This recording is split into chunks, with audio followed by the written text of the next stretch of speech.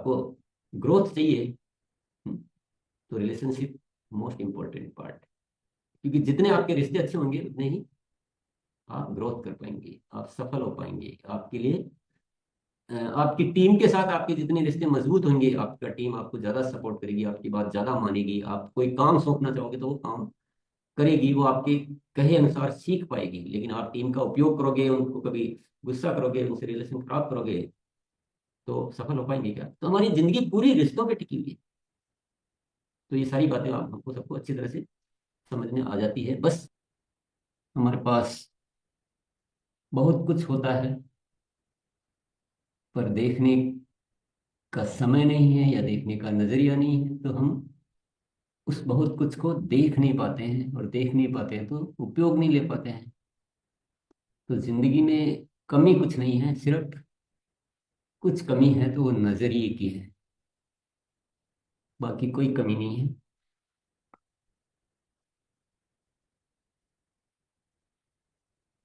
आज हम बात करेंगे, आज मंगलवार है, हम आज बात करेंगे हम अपने रिश्तों को कैसे मैनेज करें, रिश्तों को कैसे निभाएं, रिलेशनशिप। आप सभी तैयार हैं? एक बार दोनों हाथ ऊपर करके बताएंगे। अभी वर्तमान में आ जाएंगे, थोड़ा सा दोनों हाथ ऊपर करके बता देंगे जो जो भी साथी तैयार है। यस। एक बार ताली बजा दीजिए आप बिना अनम्यूट किए, थोड़ी जोर से बजाइए। चलिए, आवाज होगी इसलिए मैं म्यूट कर लेता हूँ।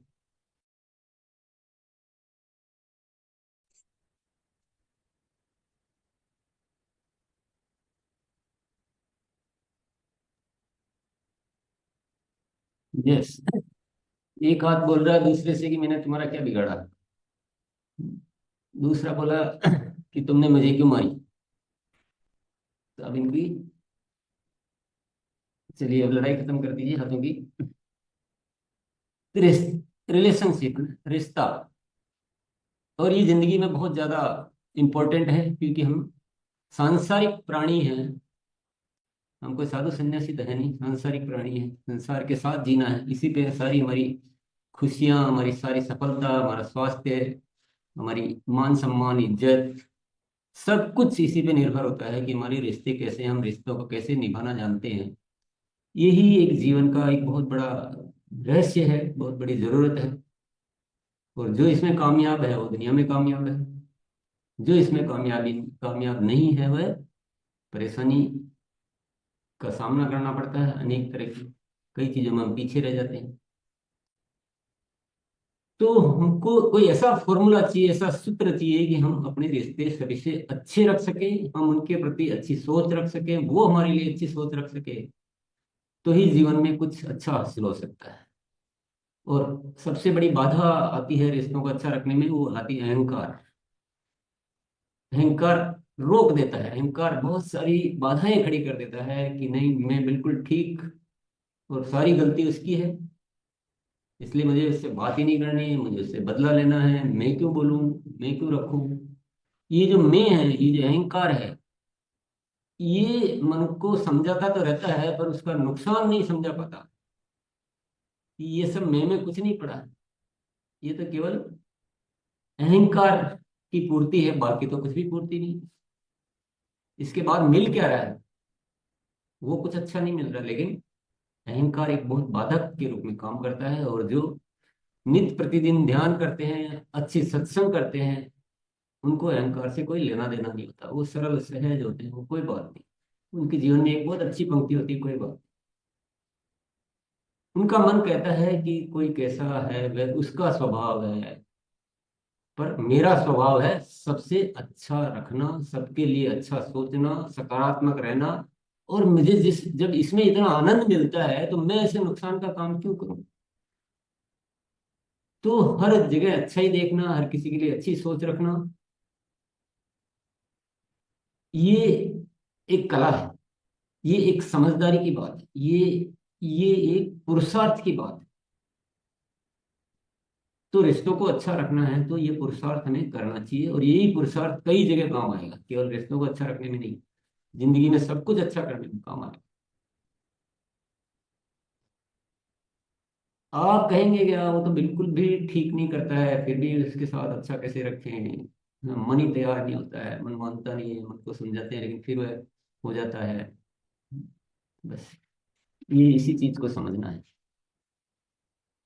एक सच्चाई क्या है, दुनिया की एक बहुत बड़ी सच्चाई क्या है, जो हम केवल सुनते हैं ना, बार बार सुनते हैं, कई बार सुनते हैं, हम सब आत्माएं हैं। क्या है, हम सब आत्माएं हैं, और आत्मा का कोई अलग अलग नहीं होता है। आत्मा का तो अंश है, परमात्मा का कहो या सब सब कुछ एक ही है। आत्मा और आत्मा में कोई भेद नहीं होता है, सब आत्माएं एक है। लेकिन ये शरीर, ये मन, ये थोड़े अलग अलग डिजाइन हो जाते हैं। अब ये सब ऊपर वाले की है रचना है, अपन तो क्या कर सकते हैं, रचना तो ऊपर वाले की है। तो यदि हम आत्मा के रूप में देखते हैं किसी को भी, ये दृष्टि की बात होती है, अगर हम किसी को भी आत्मा के रूप में देखेंगे तो हमारे मन में कोई खराबी नहीं आएगी। फिर हम समझ जाएंगे कि यार ये भी आत्मा है, वो भी आत्मा है, ये भी आत्मा हूँ, हम सब तो एक ही है। लेकिन इसका ऐसा व्यवहार क्यों है, क्योंकि इसके कोई कर्म ऐसे हैं, इसका कोई स्वभाव ऐसा है। तो ये इसकी, जैसे कोई बीमार होता है और हमारा कोई क्लोज है या मित्र है या जो भी रिश्तेदार है वो बीमार होता है और हमारे जितना स्वस्थ नहीं है, तो हम क्या मान लेते हैं कि भाई ये, इसको कोई शारीरिक बीमारी आ गई है। तो क्या हम उससे नफरत करने लग जाते हैं? नफरत नहीं करते ना, क्योंकि हम समझते हैं कि ये है तो हमारा भाई, हमारा रिश्तेदार है, मित्र है, लेकिन शारीरिक रूप से इसको कोई कारण से बीमारी आ गई, तो हमें इसकी हेल्प करनी है, इसकी मदद करनी है, इसको थोड़ा व्यवस्था करनी है, इसकी जितनी मेरे से हो सकती है वो हेल्प करनी चाहिए, यही करते हैं ना अपन। सेम ऐसे ही है, आत्मा है लेकिन उसको कोई शारीरिक रूप से एक तरह की बीमारी हो गई है कि वो अपने व्यवहार को नॉर्मल नहीं रख पा रहा। तो हमें क्या करना है, हमें आत्म तत्व देखते हैं, जैसे हम रिश्तेदारी में रिश्ता देखते हैं, उसकी सेवा करते हैं, अच्छा सोचते हैं, अच्छा चाहते हैं, उसी तरह से वो आत्मा है जो, वो तो शुद्ध सात्विक है, लेकिन शरीर रुग्ण हो गया, उसका मन रुग्ण हो गया है। तो हमें उस आत्मा को देखते हुए अपने आचार व्यवहार को रखना है और ये कामना करनी कि ये भी ठीक हो जाए, ये अच्छा हो जाए, इसका कोई दोष नहीं है, ये जो भी कारण है ये प्रकृति की व्यवस्था है, लेकिन वो भी अच्छा हो जाए, क्योंकि है तो मेरा ही, हम है तो एक ही ना।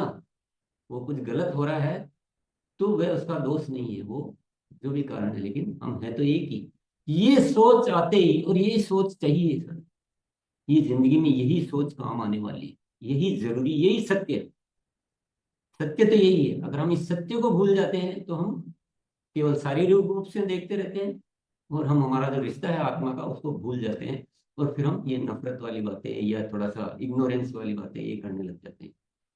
तो ये सोच लानी है, बाकी इतना समझने की जरूरत ही नहीं है।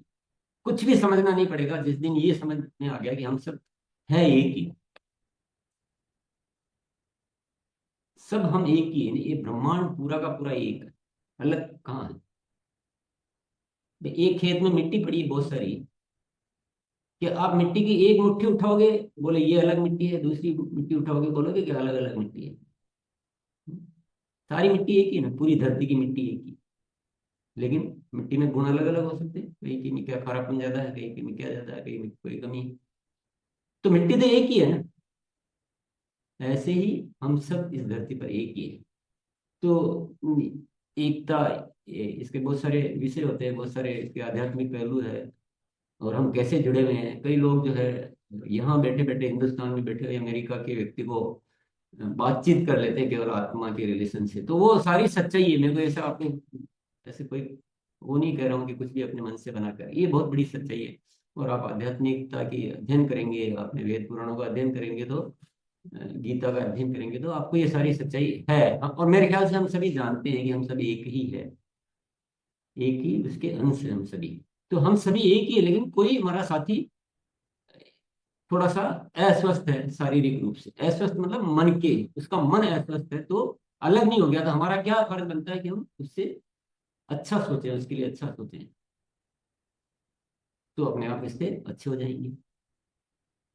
और रिश्ते अच्छे होंगे तो सुख मिल जाएगा, सफलता मिल जाएगी, आनंद मिल जाएगी, और रिश्ते खराब होंगे तो दुख मिल जाएगा। तो कितना सहज बात है। और हम उस चीज को भूल जाते हैं और हम इस संसार को नरक रूपी बना देते हैं। आपस में लड़ रहे हैं, झगड़ रहे हैं, भाई भाई लड़ रहे हैं, माता पिता लड़ रहे हैं, मतलब दूसरों की तो बात छोड़ो, आपस में ही लड़ रहे हैं। वो क्या कारण है? क्योंकि हम उस चीज को, उस सत्य को भूल जाते हैं।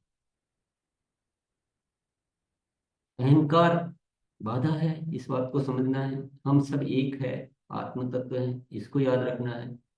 और तीसरा सूत्र एक और जो याद रखने की बात है वो है, कभी कभी हमारा जो नजरिया होता है ना, वो भी बाधक बनता है। अब मैं आपको एक एग्जांपल से बताना चाहूंगा। एक परिवार में माँ है, उसका बेटा है, बेटे के पिताजी यानी माँ, पति पत्नी और बेटा, और एक बेटी है, ऐसा मान लो, चलो 4 जने हैं। ठीक है। पति को पत्नी की कोई बात अच्छी नहीं लगती। बोले ये ऐसा करती है, ऐसा नहीं करती है, ये मेरे स्वभाव के विपरीत नहीं है, मेरा ध्यान नहीं रखती है कि, या जो भी है वट एवर, ऐसे जो स्थिति है। एक उदाहरण है ये, अपन किसी के बारे में बात नहीं करते, उदाहरण। और आपस में उनके तन मन बन लड़ाई झगड़े होते रहते हैं। यानी पति को पत्नी पसंद नहीं है और रिश्ता वो उतना अच्छा नहीं रख पा रहे हैं जितना होना चाहिए। कारण क्या है? कि वो पत्नी को ऐसा मानता है कि वो मेरे अनुसार नहीं रहती है, मेरी जो इच्छाएं हैं उनके अनुसार कार्य नहीं करती है, वैसा नहीं रहती है। लेकिन जो बेटा है, वो बेटा अपनी माँ को बहुत पसंद करता है, उससे बहुत अच्छा, मतलब उसके बिना कुछ भी अच्छा नहीं लगता उसको, जीवन में हर पल साथ रहना चाहता है, हर बात अच्छी लगती है। ऐसा होता है, ऐसा प्रैक्टिकली भी हो सकता है कहीं भी। अब बेटा के लिए माँ वही प्राणी है, और पति के लिए पत्नी वो भी वही प्राणी, एक ही है। प्राणी एक ही है, लेकिन पति के लिए वो ठीक नहीं है और बेटे के लिए वो बहुत अच्छी है। तो उसका व्यवहार तो वैसा का वैसा ही है, उसकी नेचर, प्रवृत्तियां, आदतें, सब कुछ वो का भी है, लेकिन एक अच्छा मान रहा है, एक अच्छा नहीं मान रहा। कारण क्या है?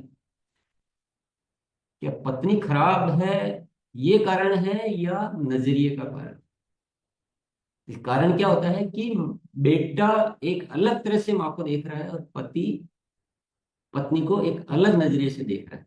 यानी एक्सपेक्टेशंस, जो इच्छाएं जो है, वह उसको अलग रूप में देख रहा है। तो नजरिया जो है ना, ये देखने का नजरिया, ये रिश्तों में बहुत। तो हमेशा क्या देखना है? बेटा क्या कर रहा है कि बेटा माँ को एक सम्मान की नजरों से देख रहा है, उसको, वो उसके इतने प्रभाव से प्रभावित है, इतना अटैच्ड है कि वह उसकी हर गतिविधि को बहुत आदर करता है, अच्छा मानता है। लेकिन पति जो देख रहा है, वो एक वस्तु स्वरूप देख रहा है, कि जैसे मेरी कोई सुविधा की कोई चीज है, या सुविधा के लिए मेरे जीवन में आई है, तो मुझे सारी सुविधाएं मिलनी चाहिए थी। वो एक अलग तरह की एक्सपेक्टेशंस के साथ देख रहा है। तो प्राणी एक ही, व्यवहार एक ही, लेकिन देखने का नजरिया जो है ना, वो रिश्तों में बहुत बड़ा अंतर लाता है। तो हमें क्या करना है? दूसरे के नजरिए से सोचना है कि जो उसमें क्या अच्छी चीजें हैं उनको सम्मान देना है, उनकी क्या इच्छाएं हैं वो पूरी करना मेरी ड्यूटी, नहीं कि मेरी इच्छाओं को वो पूरा करे। तो ये नजरिया है, आप समझ गए होंगे बात पूरे सारे में। ये जो नजरिया है, क्योंकि मैं साथियों में आपको बहुत अच्छी तरह से याद दिला देना चाहता हूँ, ये जो जीवन मिला है, और आप जितने प्राणियों को उनके मन को खुशी दे पाते हैं, ये समझ लीजिए ऊपर वाले के का बहुत बड़ा आशीर्वाद है, कि आप कितने प्राणियों को खुशी दे पाते हैं, उनके लिए कुछ कर पाते हैं, न कि अपने लिए उनसे कुछ अपेक्षाएं रखते हैं। ये जो सूत्र आपने जीवन में पकड़ लिया, तो खुशियों से जीवन भर जाएगा, आत्मा आपकी बहुत उन्नत हो जाएगी, और आपके जीवन में लाभ ही लाभ है।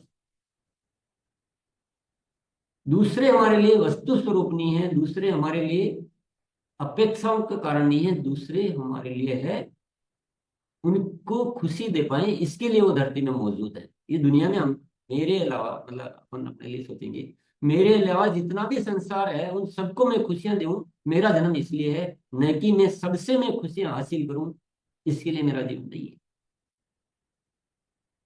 ये एक सूत्र है, समझ गए होंगे आप अच्छी तरह से। तो वो जो जैसे भी है, उनको बदलना, या मेरा काम है उनको खुशियां देना, खुशियां देने के लिए उनको बदलने का सुझाव देना, वो एक अलग प्रक्रिया होगी। लेकिन नजरिया ऐसा रखना, तो कोई रिश्ते खराब होंगे ही नहीं। अब बहुत सारे साथी होते हैं, बहुत सारे ऐसे भी होते हैं जो हमारे साथ काफी कुछ गलत करने की इच्छा रखते हैं, गलत से बचना एक अलग बात है, गलत से बचना है हमारी इसे सुरक्षा कहेंगे कि हम उस तरीके से जिएंगे, उनके साथ ऐसा व्यवहार करेंगे, उनसे ऐसे गेम बनाएंगे कि वो हमारा कुछ बिगाड़ नहीं पाए, कुछ गलत नहीं कर पाए। गलत भी बहुत है दुनिया में, लेकिन हम अपनी ओर से उनके लिए कुछ गलत सोचेंगे, ऐसा करने की कोई आवश्यकता, क्योंकि एक के साथ करोगे तो हमारी आदत खराब हो जाएगी। तो अपनी एक ही आदत रखनी है कि सबके लिए अच्छा सोचना। किसी ने नुकसान कर दिया है, उससे जैसे तैसे भी जो निपट सकता है आराम से प्रेम से उससे निपटो, आगे ध्यान रखो। लेकिन किसी के लिए बुरा सोचना, किसी से अपेक्षाएं रखना, या किसी को ये बोले कि भाई धनराज भैया तो ऐसा होना चाहिए जैसा मैं बोल रहा हूँ, कि ऐसा ऐसा क्यों नहीं कर रहे, ये इच्छाएं रखना, क्योंकि सबका अपना अपनी नेचर है, सबकी अपनी अपनी प्रवृत्ति है। वो जैसा है उसी में ही मुझे उनके साथ संबंध अच्छे रखना, उनके लिए अच्छी सोच रखनी। अब आप कहोगे बदलाव, बदलाव तो तभी हो पाएगा जब आप किसी के लिए अच्छा सोचोगे, अच्छा करोगे, तो बदलाव हो पाएगा। आप जबरदस्ती, जोर जबरदस्ती रिश्ता खराब करके, प्रेशर बना के, नहीं हो पाएगा, होगा ही नहीं। जब प्रेम बढ़ेगा तो अपने आप, जहाँ वांछित बदलाव है या जो आपको बदलाव लाने हैं, तो सामने वाले को एक अट्रैक्शन तो आना चाहिए, आप पर भरोसा तो आना चाहिए, आपसे प्रेम तो महसूस होना चाहिए, तभी तो बदलाव आएगा। तो ये थोड़ी सी एक समझदारी की मतलब बातें हैं, जो एक टाइम टू टाइम, इसमें फिक्स नियम भी नहीं लगा सकता हूँ मैं कि ये फिक्स नियम है, पर आप इसका जो मंतव्य है वो समझ के, मंतव्य समझ के, ऐसा भी नहीं कि कुछ ऐसा कार्य करना कि हमको उससे और प्रॉब्लम बढ़ जाए। तो एक बैलेंस के साथ इस पॉलिसी को काम में लेना है और जीवन को स्वर्ग बनाना है। और इस तरह से हम पूरी धरती को स्वर्ग बना सकते हैं। और आरसीएम का कॉन्सेप्ट क्या है? आरसीएम का कॉन्सेप्ट यही है कि हम आपस में मिलजुल कर रहे हैं, सबसे रिश्ता बनाना सीखे। और आपको ग्रोथ चाहिए, हम्म, तो रिलेशनशिप मोस्ट इम्पोर्टेंट पार्ट, क्योंकि जितने आपके रिश्ते अच्छे होंगे उतने ही आप ग्रोथ कर पाएंगे, आप सफल हो पाएंगे। आपके लिए आपकी टीम के साथ आपके जितने रिश्ते मजबूत होंगे, आपका टीम आपको ज्यादा सपोर्ट करेगी, आपकी बात ज्यादा मानेगी। आप कोई काम सौंपना चाहोगे तो वो काम करेगी, वो आपके कहे अनुसार सीख पाएगी। लेकिन आप टीम का उपयोग करोगे, उनको कभी गुस्सा करोगे, उनसे रिलेशन खराब करोगे, तो सफल हो पाएंगे क्या? तो हमारी जिंदगी पूरी रिश्तों पे टिकी हुई है। तो ये सारी बातें आप हमको सबको अच्छी तरह से समझ में आ जाती है, बस आचरण में लाना जरूरी है। आचरण में लाने की बात है, समझ में तो हर चीज बहुत जल्दी आ जाती है, आचरण में आने में पुरुषार्थ की आवश्यकता होती है, बहुत सारी आदतों को बदलने की आवश्यकता होती है, दिन रात जो चेंज करने की जरूरत होती है, ये हम सबको करना है। पर इस मंत्र को जीवन में पकड़ के रखना है। पीछे कुछ भी हो गया है कोई बात नहीं है, आगे का ध्यान रखना है। चलिए, आपके विचारों से रूबरू होते हैं। प्रीति जी, सीतापुर वाले प्रीति जी, हाँ, जूम में आए ना तो थोड़ा सा अच्छे से आए, आप दूसरों को देखिए। यूट्यूब पे आप देख रहे हैं फिर आपकी इच्छा की बात है, पर चलिए। शुरुआत करें।